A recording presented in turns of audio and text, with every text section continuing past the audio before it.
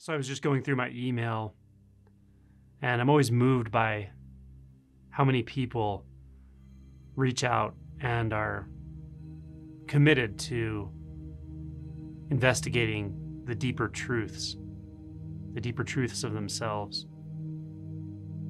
the nature of reality itself. And their stories are so varied. People from all walks of life, different parts of the world, different ages, different situations. One in particular today that I read really moved me. Someone who said they were sort of interested in resources, but I think more just looking for encouragement, mentioning they are very poor, have very little, don't have a phone, don't have a computer, don't have a tablet, so occasionally can borrow a computer to use the internet. I think they drive for a living, so can listen on Bluetooth to my YouTube videos, but really don't have a lot of resources other than that. And I just was reflecting on this, and I thought that's a perfect video topic for the day. What is awakening like? What is it about? How do you navigate it when you have nothing? Well, first of all, traditionally, this was reserved, or at least if you read the suttas and so forth, largely reserved for the monastic traditions, those who already had given up everything purposely. Given up physical ownership for the most part, given up a household life, marriage, children, etc., and joined the monastic orders starting a couple thousand years ago. There were also householders at the time described in the suttas in Buddhism and obviously in Hinduism, but traditionally, the view was that the monastic orders were those who woke up to the deepest truths, because you had structured your life such that the distractions of life as usual weren't there. And I think that's still valid and valuable today. I know personally several monks and nuns and monastic people who reach out and chat with me about life in different orders, actually, in different parts of the world. I've interacted with someone who lived in a desert in a tent and would message me and even Skype with me through Wi-Fi, sitting in a tent in the desert in Israel. I know people who own little to nothing and are just as oriented to awakening as anybody else, if not maybe more so in some sense. Now, you might wonder, is that the right way to go? Should I give up everything? Should I give up my physical, material belongings, my relationships, my conventional life to pursue this? And only you can answer that question. I can say that generally speaking, it's not necessary, but for some it may be, and it may just be your karma, what appeals most to you, the lifestyle you want to live. But short of that, short of making a decision to live as a monastic, there are huge variations in our resources. Some people live with minimal resources, people who watch this channel, people in many other countries, and some people even here in the United States or European countries who have very little. Well, one thing that's really auspicious these days is that you have access to the internet, generally. even if through a library or a friend's computer, whatever. You have access to a vast library of good transmission, good pointing. So that is a huge, huge value today that wasn't available even 20 years ago. Certainly wasn't available a few hundred years ago and a few thousand years ago. So the value of that is tremendous. Also, books through libraries, if you can't afford a book, etc. So the resources are there. Perhaps it's a little more difficult to find a one-on-one teacher because often they do it for a living and they do charge for their time, just like anyone would charge for their time or effort. But there are people out there who will teach, who will work with you one-on-one with no charge or free of charge. But you have to do some digging often. You have to look around online and sometimes in person. There are local Zen centers and local teachers in various cities and states and areas and so forth. But there are resources online. I know many people who have had and do have teachers they found online and have worked with them directly for anywhere from a short time or a few interactions to many years, free of charge. So resources are there, and the internet is your friend when it comes to this. You can find resources. Now, with all that said, short of resources, just thinking in terms of this person I was responding to on email,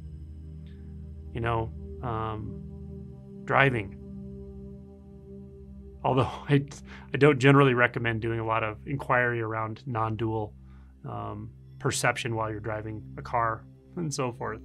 I know people do it because they tell me, but I can't endorse it necessarily because it can cause significant shifts in perception very quickly sometimes. But I know some people are going to do it anyway. Ishwar Segobind, or Segobind, I'm not sure how he says his last name. He has a YouTube channel. I've done interviews with him and talks with him. He's been on one of the double-barrel non-dualities. In fact, the first one. He's an electrician. He works remotely, so he drives a lot. Every day he's driving for hours, and or I think he is, but I know he drives a lot, and sometimes it is for hours. And he has told me he did a lot of his work around the deeper stages of realization, the deeper perceptual filters while driving. He described a really cool practice that he came up with where driving, obviously you're paying attention to what's right in front of you, your visual field. And he started to just take in the peripheral visual field intentionally and noticed it had a profound effect on his perception, his sense of space and boundary, separation, and caused shifts. So, any situation you're in, whether you're, working, driving, walking, exercising, sitting, there are opportunities to investigate what's right there. And what's right there is what wakes you up. What's right there is where the awakening actually is. And this is actually responding to a few emails I read today. A couple people in pretty difficult situations in their life with relationships and different things, like truly challenging situations. And yet my advice is the same. Really look into the belief you have that things need to get to be a certain way.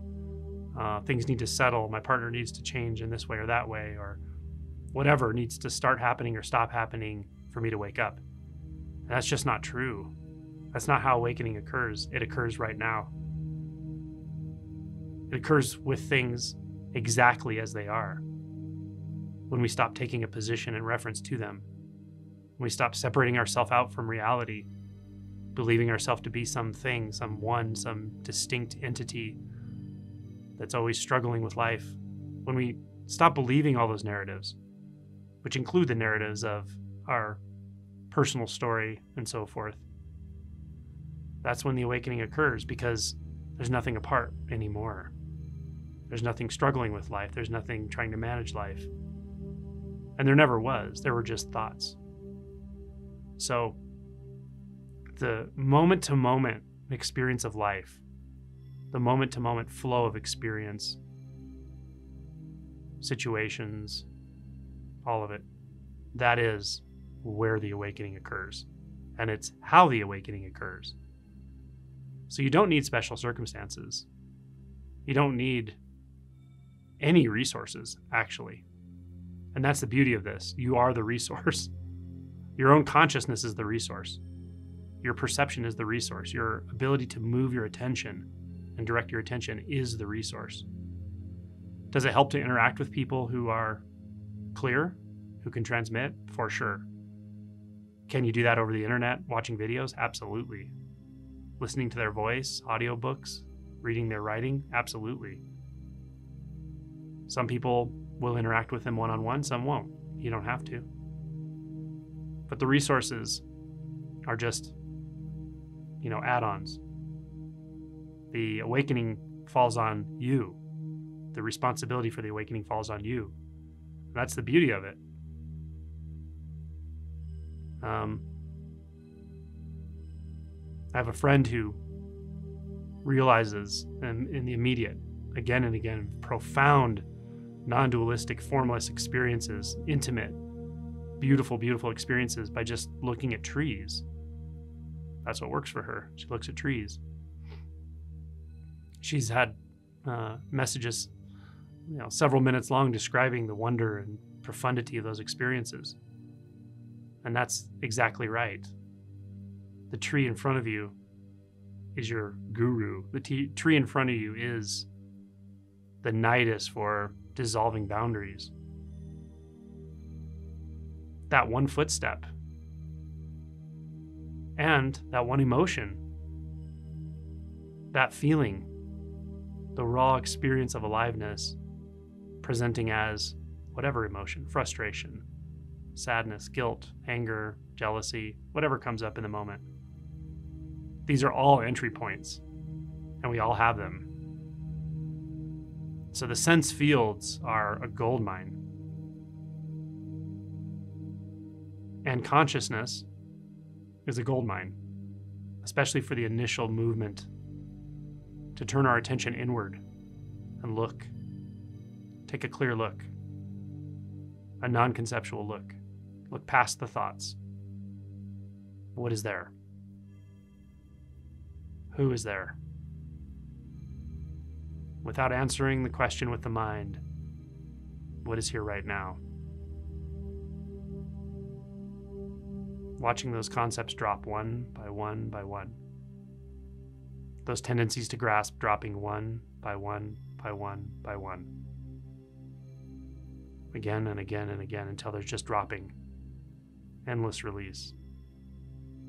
And yet there's something there, apparently, it would seem. Something conscious. But it's not a thing. No label touches it. No label describes it or captures it. So once you taste that, you can orient to it, regardless of what seems to happen on the outside or even on the inside. Because this is neither on the outside nor on the inside. Any of these koans, any of these questions can be entry points. What is neither on the inside nor on the outside? Right there. You don't need anything more than that. Doesn't feel like a big deal. It's not interesting to the mind because it's not a thought. But it's very interesting. Very, very interesting.